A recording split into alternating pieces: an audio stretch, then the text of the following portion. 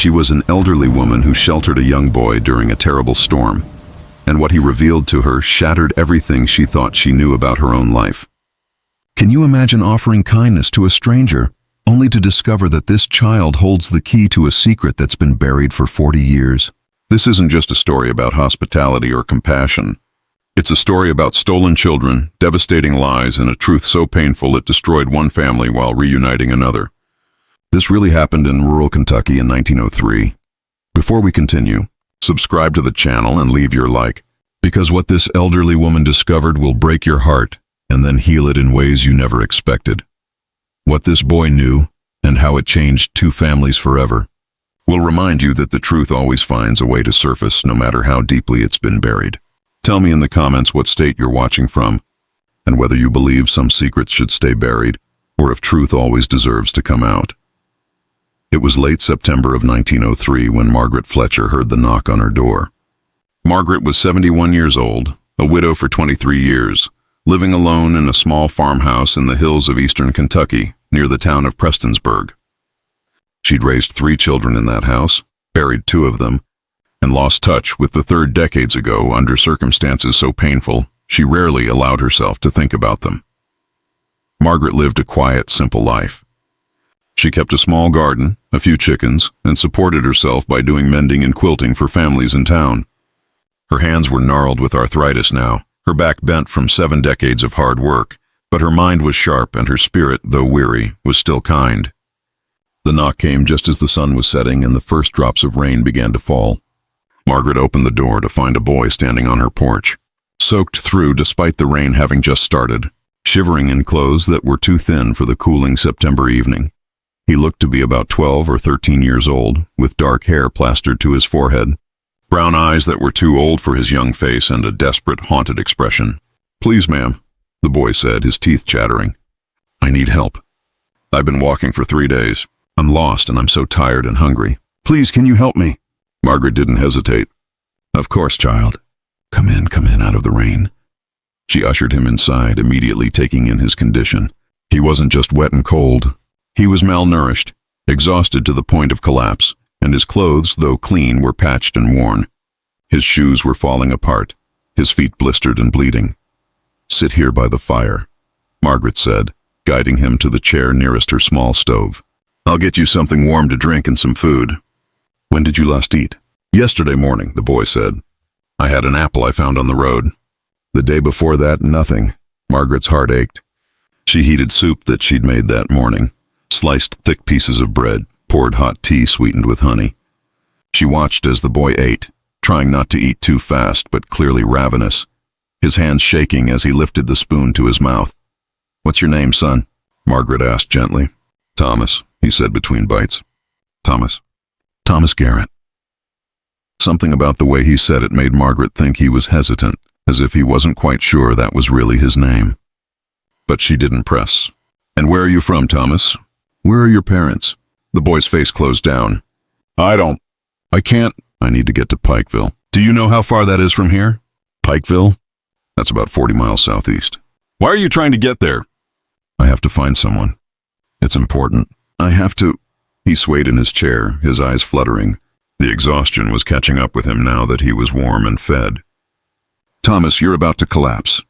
You need to rest. You can stay here tonight, sleep in a real bed, and in the morning we'll figure out how to get you where you need to go. Is that all right?" The boy looked at her with such gratitude it nearly broke her heart. "You'd do that? You'd let me stay?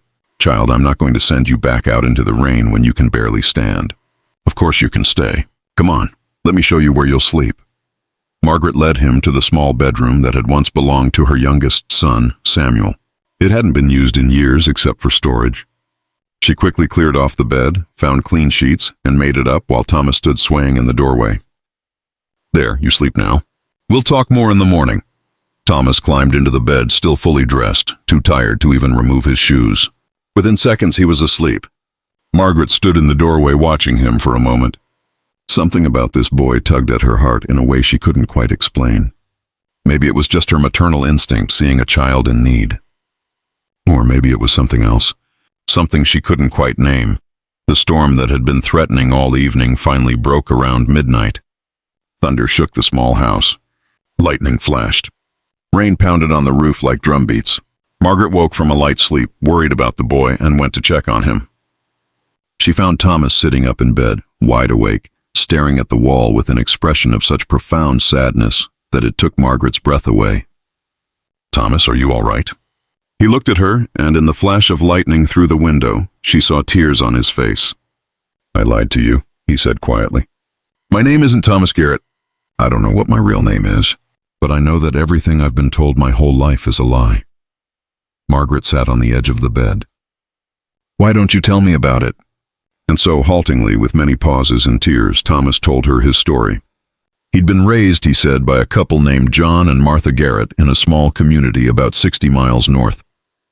He'd always been told he was their son, their only child, born to them when Martha was 40 years old, a miracle baby after years of being unable to conceive.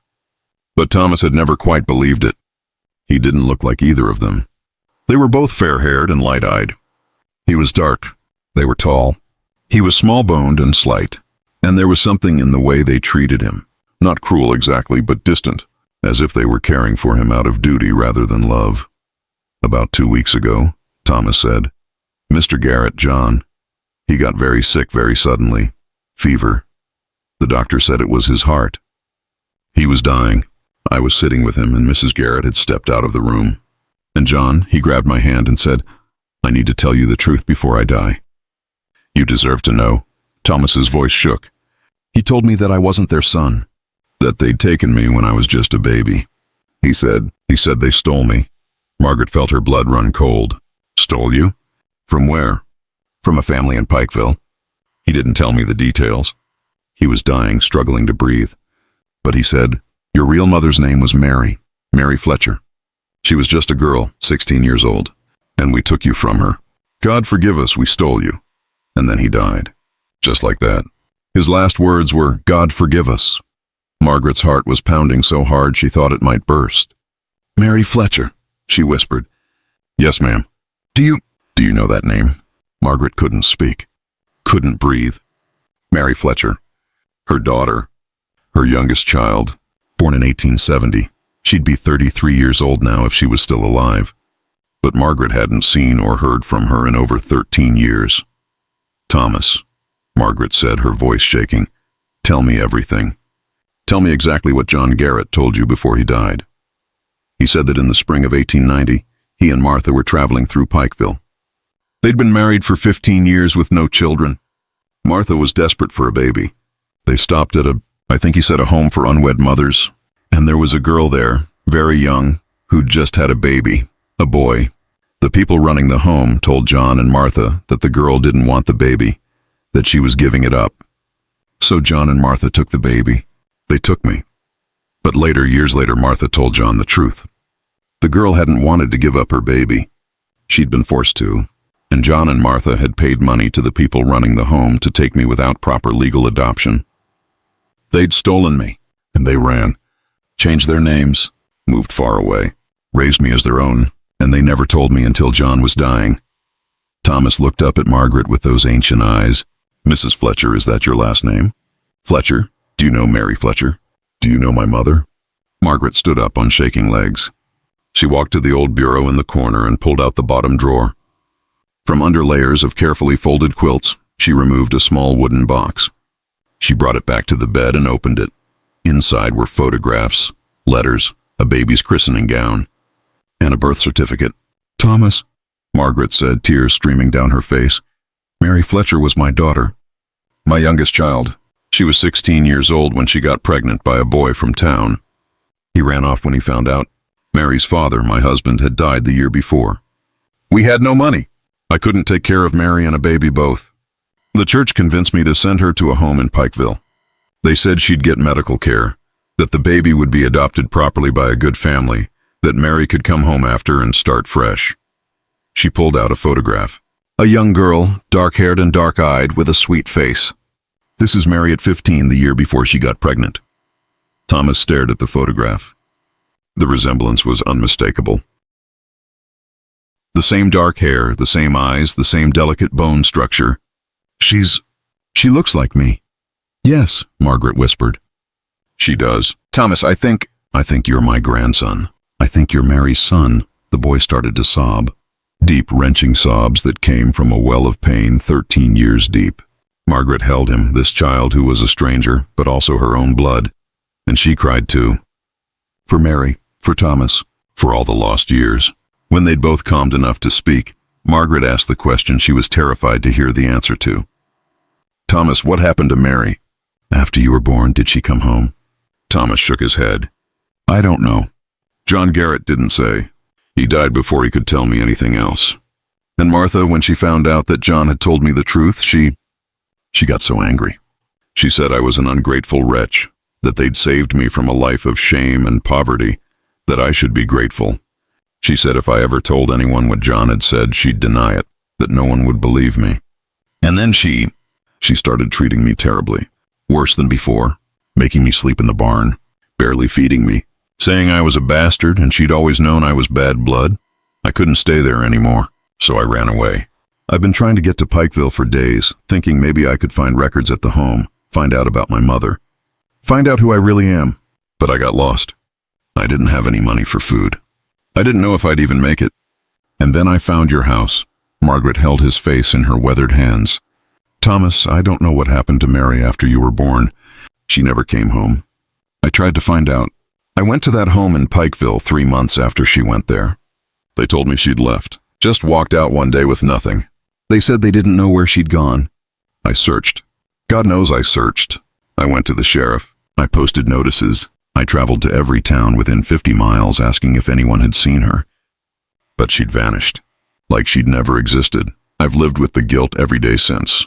I sent my daughter away. I let them take my grandson, and I lost both of you. I thought maybe Mary had gone west, started a new life. Maybe she'd contact me someday when she was ready. But years went by and I never heard from her. Eventually I had to accept that maybe she was dead. Maybe something terrible had happened. I didn't know. I couldn't know. It was the worst torture imaginable." Thomas gripped her hands. "We can find out. We can go to that home. Make them tell us the truth." "Yes," Margaret said with sudden fierce determination. "Yes, we can. We will. At first light, we're going to Pikeville. We're going to that home. And they're going to tell us what really happened to Mary. I don't care what it takes." The storm raged all night, but neither Margaret nor Thomas slept much. They sat together in the small kitchen, Margaret making tea, Thomas asking questions about his mother. What was she like? What did she enjoy? Was she kind? Was she smart? Margaret answered every question, painting a picture of Mary, her love of reading, her beautiful singing voice, her gentleness with animals, her fierce loyalty to those she loved, how she'd cried when her father died, how scared she'd been when she realized she was pregnant, how she'd begged Margaret not to send her away. "I failed her," Margaret said. "I was scared and ashamed and I didn't know what to do, and I made the wrong choice. I should have kept her home. We would have managed somehow. But I listened to the church people who said it was for the best. And I lost her." "It wasn't your fault," Thomas said. "You were doing what you thought was right. The people who are at fault are the ones who took me, John and Martha Garrett, and whoever at that home helped them steal me, and whoever hurt my mother or made her run away. Those are the people who should feel guilty, not you." His maturity was startling. This boy who'd just learned his entire life was a lie, who'd been abandoned by the only parents he'd known, who'd walked for days without food or proper shelter, was comforting her. At dawn, they prepared to leave. Margaret packed food, gathered what money she had, and hitched up her old horse to the wagon she rarely used anymore. The journey to Pikeville would take most of the day. The roads were muddy from the night's storm, making travel slow. But neither of them cared about the difficulty. They had a purpose now. A mission. As they traveled, Margaret told Thomas more about Mary. She showed him the letters Mary had written from the home in those first few weeks. Letters that were cheerful but hollow, clearly written because she was supposed to, not because she wanted to. The last letter was different. "Mama, I'm scared. They're telling me I have to give up my baby, that I don't have a choice, that they've already found a family. But I don't want to give him up. He's mine. Please come get me. Please don't let them take my baby. I love him so much already. Please, Mama, help me." Margaret's voice broke as she read it aloud. "I got this letter and I immediately set out for Pikeville. But by the time I got there 3 days later, you were already gone. and Mary was gone. And they acted like neither of you had ever existed. They arrived in Pikeville just after noon. The town had grown since Margaret had last been there 13 years ago. New buildings, more people, but she knew where she was going. The home wasn't a home at all in the traditional sense. It was a large institutional building on the edge of town, a place for fallen women, as they were called, pregnant girls with nowhere else to go, run by a stern religious organization that claimed to be helping these girls, but in reality was profiting from selling their babies. Margaret and Thomas walked up to the front door. A woman answered, middle-aged, with a pinched face and suspicious eyes. "Can I help you?" "I need to speak with whoever's in charge," Margaret said firmly. "It's about a girl who was here 13 years ago." "Mary Fletcher." The woman's expression didn't change. "We don't give out information about our residents." "Privacy and discretion are—" "I'm her mother," Margaret interrupted. "And this is her son. The son who was stolen from her by this institution. So you will let us in, and you will tell us what happened, or I will go straight to the sheriff and the newspapers." The woman's eyes flickered with alarm. "Wait here." She shut the door. Margaret and Thomas waited for 10 tense minutes. Finally, the door opened again, and a man appeared. He was in his 60s, well-dressed, with the kind of face that probably looked kind to most people, but struck Margaret as calculating. "I'm Reverend Thaddeus Colburn," he said smoothly. "I run this facility. Please come in. Let's discuss this civilly." They were led to an office, plain but comfortable. Reverend Colburn sat behind a large desk and gestured for them to sit. "Now, Mrs. Fletcher, what is this about?" "It's about my daughter, Mary Fletcher, who was here in the spring of 1890. She gave birth to a son." "This son," Margaret gestured to Thomas, "and he was taken from her without her consent and given to people who paid you for him. That's kidnapping and human trafficking, and I want to know what happened to my daughter after that." Colburn's face remained calm, but his eyes were cold.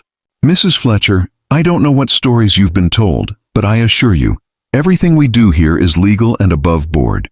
Girls come here of their own free will. They receive medical care and spiritual guidance. And if they choose to place their children for adoption, we facilitate that. But it's always the mother's choice." "That's a lie," Thomas spoke up. "The man who raised me, John Garrett, told me on his deathbed that he and his wife paid you to take me. That my mother didn't want to give me up. That you forced her." Colburn's expression hardened. "I have no record of anyone named Garrett. And the word of a dying man, relayed by a child, is hardly evidence of anything." "Then show us your records," Margaret demanded. "Show us the adoption paperwork for Thomas. Show us what Mary signed. Our records are confidential." "Which means you have something to hide," Margaret said, standing up. "Fine, we'll go to the sheriff. We'll go to a lawyer. We'll make enough noise that someone will investigate. And when they do, how many illegal adoptions will they find? How many babies sold to desperate couples? How much money have you made trafficking in stolen children?" For the first time, Colburn looked rattled. "You're making very serious accusations, Mrs. Fletcher. Accusations that could be considered slander."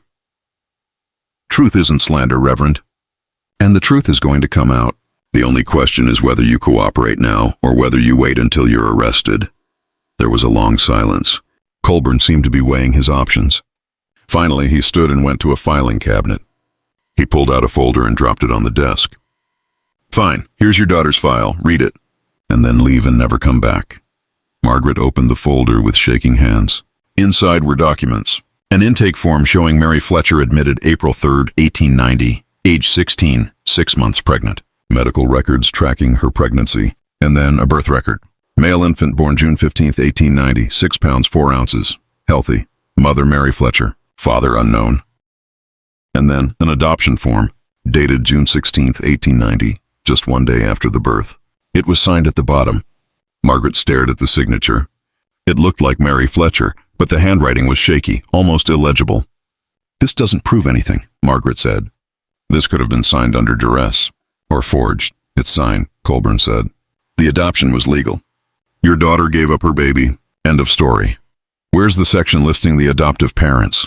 Thomas asked. He'd been reading over Margaret's shoulder. "There should be names." "Who adopted me?" Colburn snatched the papers back. "That information is sealed." "Because they're not there," Thomas said.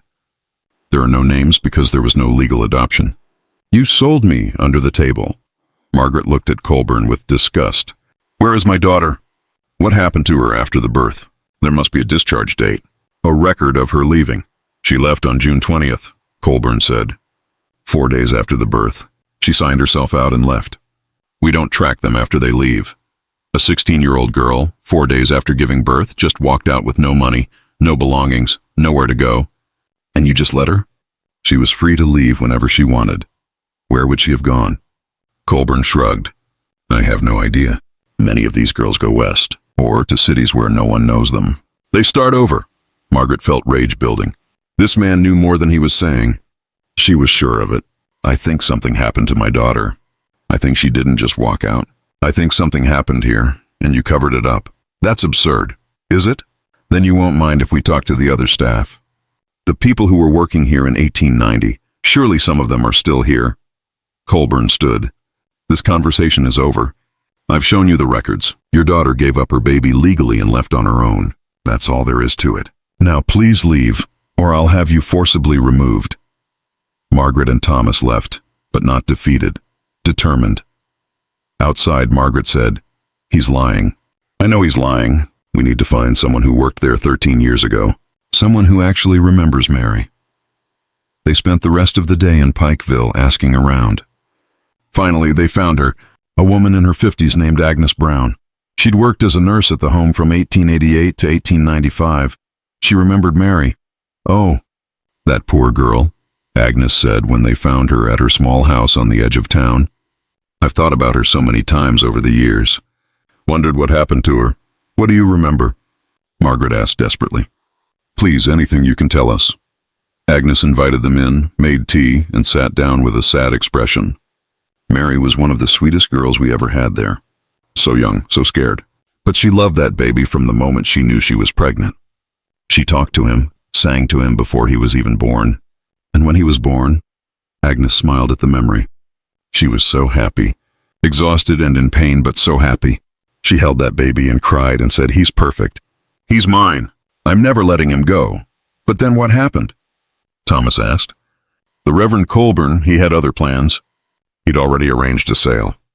I didn't know about it then, but I figured it out later. A couple had paid good money for a healthy baby boy, and Mary's son was healthy, perfect, worth a lot. So they took him," Margaret said. "They took my grandson while Mary was still recovering. Not immediately. Mary refused to sign the adoption papers. She kept saying no. She'd hold the baby and refused to let anyone take him. So Colburn, he drugged her, put something in her food, laudanum, I think, made her drowsy, confused. And while she was in that state, he put the pen in her hand and made her sign. Or maybe he forged it. I don't know. But I know she wasn't in her right mind. And then he took the baby while she was sleeping. When Mary woke up and realized the baby was gone, she went wild, screaming, trying to get out of her room. They had to restrain her. Colburn told her the baby was already gone, already with his new family, that it was done and legal and there was nothing she could do. Mary begged. She cried for days. She wouldn't eat. She was breaking apart. Tears ran down Agnes's face. I tried to comfort her, told her maybe someday she'd have another baby, but she said she didn't want another baby. She wanted her son. She wanted her boy. On the 4th day after the birth, I came to check on Mary in the morning, and she was gone. Her bed was empty. We searched the whole building. Couldn't find her. Colburn said she must have left in the night, run away, but... Agnes hesitated. But what? Margaret gripped her hand. Please, tell us. Her shoes were still there, her coat. It was June, but it still got cold at night in the mountains. Why would she leave without her shoes or coat? And the door to the building is locked at night. No one can get out without a key. So how did she leave? Margaret felt sick. You think something happened to her? You think they did something? I don't know. I've always wondered. A week later, I asked Colburn directly where Mary had gone. He said it was none of my business. But he looked guilty, scared. I started noticing other things. Girls who'd caused trouble, who'd refused to give up their babies or threatened to go to authorities, those girls would suddenly be gone. Just vanished. And Colburn would say they'd left on their own. But it seemed like too much of a coincidence. Why didn't you report this? Thomas asked. To who? Colburn had connections. The sheriff was his friend. The judge was his friend. I was just a nurse, a woman. No one would have believed me. And honestly, I was scared. I had a daughter of my own to feed. I needed the work, so I kept my head down, and I quit as soon as I could afford to. And I've felt guilty about it every day since. Margaret stood. Agnes, would you be willing to tell this to the authorities now? All of it? Would you testify if it came to that? Is that what you're going to do? Try to get him arrested? Yes, for theft, fraud, possibly murder.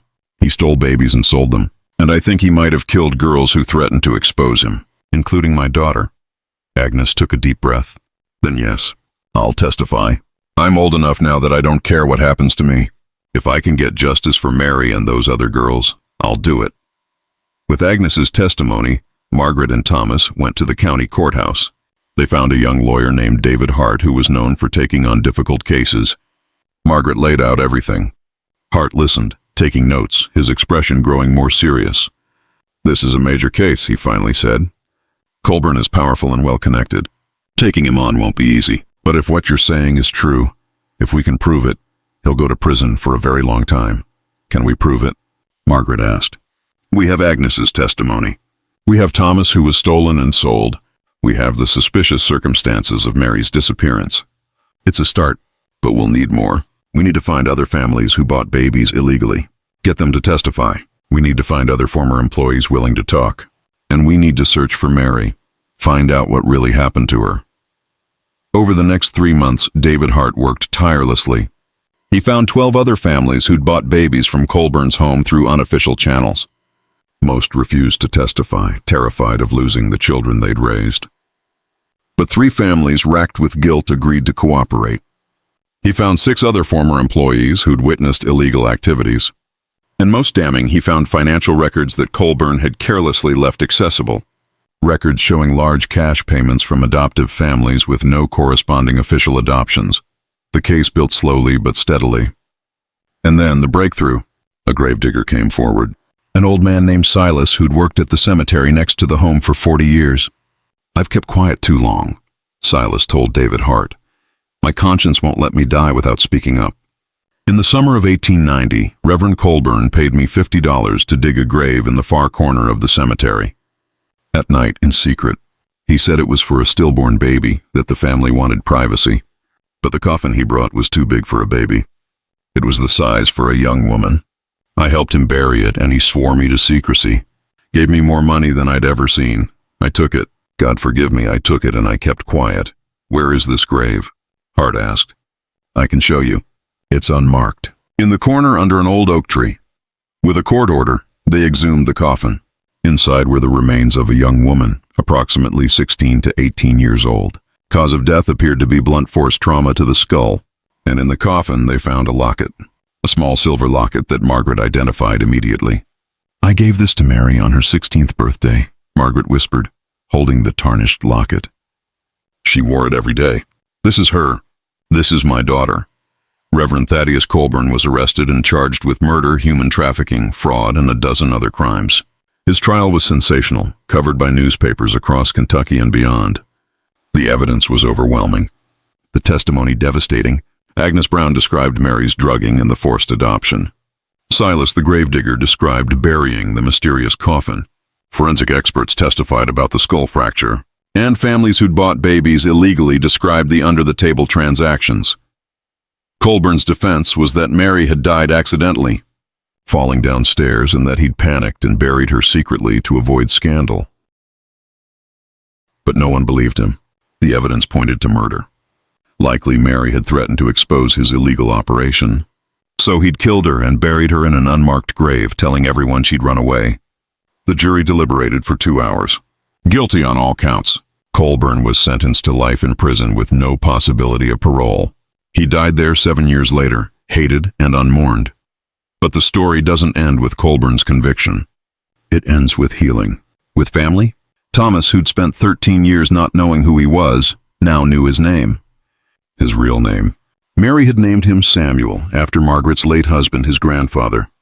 Samuel Fletcher. Margaret legally adopted him, and he took back the name that had been stolen from him. Samuel lived with Margaret for the next 12 years until her death in 1915. He cared for her in her old age as she'd cared for him when he was lost and alone. He married a good woman, had 4 children, and made sure they knew the story of their grandmother Mary and the great-grandmother Margaret, who'd fought so hard for truth and justice. Samuel became a lawyer like David Hart, dedicating his life to protecting children and reforming adoption laws. He worked to shut down institutions like Colburn's Home and to create real oversight and regulation. He helped draft Kentucky's first comprehensive child welfare laws. The grave where Mary had been buried for 13 years was given a proper headstone.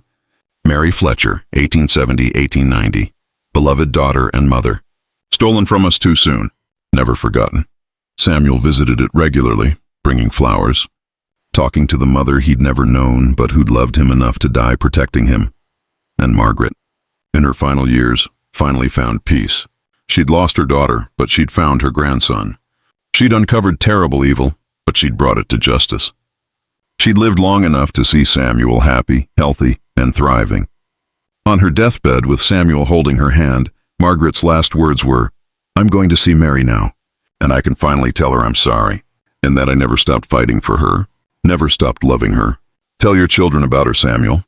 Make sure she's never forgotten." "I promise," Samuel said, tears streaming down his face. "I promise," and he kept that promise. The story of Mary Fletcher, the girl who loved her baby so much she died trying to protect him, became a family legend. Samuel's children told their children, and their children told theirs. The story spread, was written down, became part of Kentucky history. Mary's grave became a memorial not just to her, but to all the young women exploited by corrupt institutions. Every year on June 15th, Mary's birthday and the day her son was born, people gather at her grave. They bring flowers, they tell stories. They recommit to protecting vulnerable children and mothers. This story teaches us several things. First, that evil often hides behind respectability and religion. Colburn ran a supposedly charitable institution.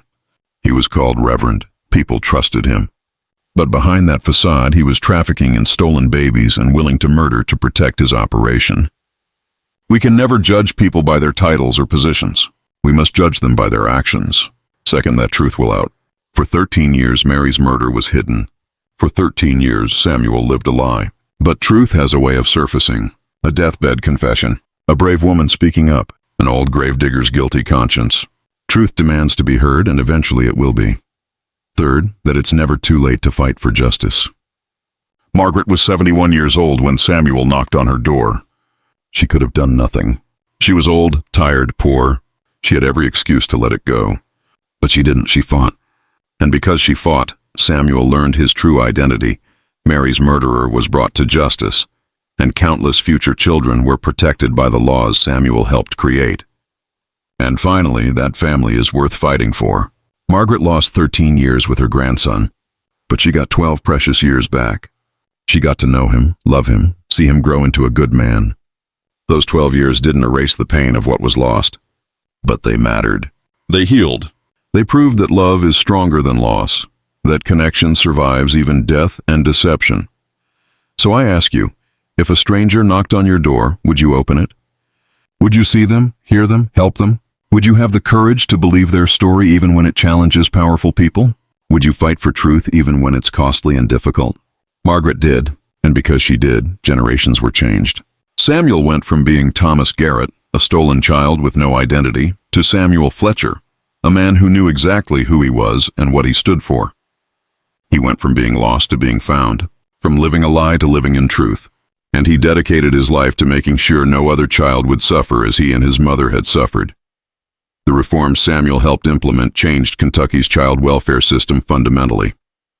By 1920, the state had established strict regulations for adoption, requiring court oversight, background checks on adoptive parents, and most importantly, clear documentation of the birth mother's informed consent. The days of stolen babies sold to the highest bidder were over, at least officially. Samuel also worked with journalists to expose similar institutions across the South. His testimony before state legislatures led to investigations in Tennessee, Virginia, West Virginia, and North Carolina. Dozens of corrupt maternity homes were shut down. Hundreds of illegal adoptions were investigated. Some children were reunited with their birth families. Others, having grown up with loving adoptive parents who'd been deceived about the circumstances, chose to stay where they were, but at least learned the truth about their origins. The ripple effects of that one stormy September night when Thomas knocked on Margaret's. Dour spread far beyond what either of them could have imagined. But perhaps most importantly, Samuel made sure that his mother's story was preserved not as a tragedy, but as a testament to a mother's love. "My mother was 16 years old," Samuel would tell audiences when he spoke at legal conferences or women's groups. "Just a child herself, alone, scared with no resources. The world told her she had no choice, that her baby would be better off with someone else. But she knew better. She knew that a mother's love is irreplaceable. She refused to give me up. And when they drugged her, forged her signature, and stole me while she slept, she didn't accept it. She fought back. She threatened to expose them. And they killed her for it. My mother died protecting me. She was murdered by people who saw babies as commodities and mothers as obstacles to profit. She was 16 years old and she died alone in a place that was supposed to care for her, at the hands of a man who called himself a reverend. So when you ask me why I do this work, why I spend my days fighting for better laws and stronger protections, I do it for her. For Mary Fletcher, my mother, who loved me before she ever saw my face, who chose me when the world told her to give me up, who died rather than betray me. If that's not love, I don't know what is." These speeches moved people. Samuel became a respected voice in child welfare reform, not just in Kentucky but across the nation. He corresponded with activists in other states, sharing strategies and research. He helped found one of the first organizations dedicated specifically to protecting the rights of birth mothers, ensuring they had legal representation and couldn't be coerced into giving up their children. And he never forgot where he came from. The elderly woman who opened her door to a desperate boy on a stormy night. The grandmother he'd never known existed until that moment. Margaret Fletcher, who in her 70s found the strength to fight a powerful, corrupt institution and win. Samuel had Margaret's grave placed right next to Mary's. When he died in 1956 at age 66, his family buried him beside them both. 3 generations together at last. The headstones tell their story. Margaret Fletcher, 1832-1915. She never stopped fighting for her family. Mary Fletcher, 1870-1890, beloved daughter and mother. Her love was stronger than death. Samuel Fletcher, 1890-1956, the son who came home. The lawyer who changed laws. The man who honored his mother's sacrifice. People still visit those graves. History students researching child welfare reform. Adoptees searching for their own stories. Families touched by adoption. They come to pay respects to 3 people who, through tragedy and determination, changed how society treats vulnerable children and mothers. The old maternity home where Mary died was torn down in 1925. The site is now a park with a memorial. It lists the names of all the young women who passed through that institution, including those who died there or disappeared. Mary Fletcher's name is engraved in stone, along with dozens of others. Young lives cut short or forever altered by a system that valued profit over people. But standing in the center of that memorial is a bronze statue. It shows a young woman holding a baby, her arms wrapped protectively around the child, her face showing both fear and fierce love. At the base of the statue, a plaque reads, "In memory of all the mothers who fought to keep their children. In honor of all the children stolen from their mothers. May we never forget. May we never repeat these sins. May love always triumph over greed." Every Mother's Day, people place flowers at the base of that statue. It's become a tradition in Pikeville, a way of acknowledging the painful history while celebrating the maternal love that survives even the worst circumstances. Samuel's 4 children all went into helping professions. One became a social worker, one became a pediatrician, one became a family law attorney, one became a teacher specializing in helping traumatized children. They'd all grown up hearing the story of their grandmother Mary and great-grandmother Margaret. They all understood that their comfortable lives were built on sacrifice, on love that persisted beyond death, on truth that refused to stay buried. Samuel's eldest daughter, also named Mary after the grandmother she never met, wrote a book in 1965 called The Boy Who Knocked, a true story of stolen children and the fight for justice. It became a bestseller, introducing Margaret and Mary's story to a national audience. The book helped spur additional adoption reforms in the 1970s, including the Adoption and Safe Families Act, which strengthened requirements for parental consent and made trafficking in children a federal crime. Mary Fletcher, the younger, spent years researching her. grandfather's life in the broader context of illegal adoptions in the early 1900s. Her book documented not just Samuel's story, but dozens of others. Children stolen from poor mothers, from immigrant mothers, from mothers of color, from any mother society deemed unworthy of keeping their children. The scope of the tragedy was enormous. We like to think of the past as more innocent, Mary wrote in her book's introduction. But the truth is that vulnerable people have always been exploited. Children have always been seen as commodities by those without conscience. What's changed isn't human nature. It's our willingness to hold perpetrators accountable and our legal structures for protecting the powerless. My great-grandmother Margaret was an ordinary woman. Poor, elderly, uneducated. By all rights, she should have been powerless against a man like Reverend Colburn. But she had something more powerful than money or connections. She had love. She had determination. She had a refusal to accept injustice, and it was enough. She brought down a corrupt empire. She rescued her grandson. She got justice for her murdered daughter, one woman, because she cared enough to act. The book won several awards and is now required reading in many social work programs. It's used to teach about historical child welfare practices and the importance of maintaining ethical standards in adoption. Students read about Mary, drugged and robbed of her baby. About Margaret, fighting in her 70s for truth. About Samuel, discovering his identity and dedicating his life to protecting others. And their challenge to ask, what would I have done? Would I have had Margaret's courage? Samuel's dedication? Mary's fierce mother love? These aren't just historical questions. Even today, children are trafficked. Mothers are exploited. Adoption can be corrupted by greed. The details change, but the fundamental dynamics remain. Vulnerable people need protection. The powerless need advocates. Evil hides behind respectable facades. And one person choosing to act can change everything. Think about your own life. Have you ever had a moment when someone needed help and you had to decide whether to get involved? Maybe it wasn't as dramatic as Margaret opening her door to Thomas. Maybe it was smaller, a coworker being harassed, a neighbor's child who seemed neglected, a friend in an abusive relationship, a stranger asking for help. In those moments, we all face the same choice Margaret faced. Do we get involved? Do we risk our comfort, our safety, our peace of mind? Or do we look away, tell ourselves it's not our business, let someone else handle it? Margaret could have done that. Thomas was a stranger. His story seemed far-fetched. Getting involved meant taking on powerful people. It would have been so much easier to give him a meal, a place to sleep for one night, and send him on his way. No one would have blamed her, but she didn't do that. She listened. She believed. She acted, and because she did, justice was served, a family was reunited, laws were changed, and countless future children were protected. That's the power of one person choosing involvement over indifference. That's the legacy of Margaret Fletcher. So what will your legacy be? When someone knocks on your door, literally or metaphorically, will you open it? When you hear a story that seems impossible but might be true, will you investigate? When standing up for truth means standing up to power, will you find the courage?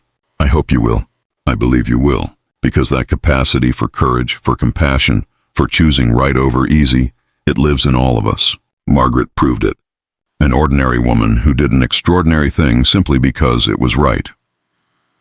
The story of Margaret, Mary, and Samuel reminds us that family bonds are powerful beyond measure.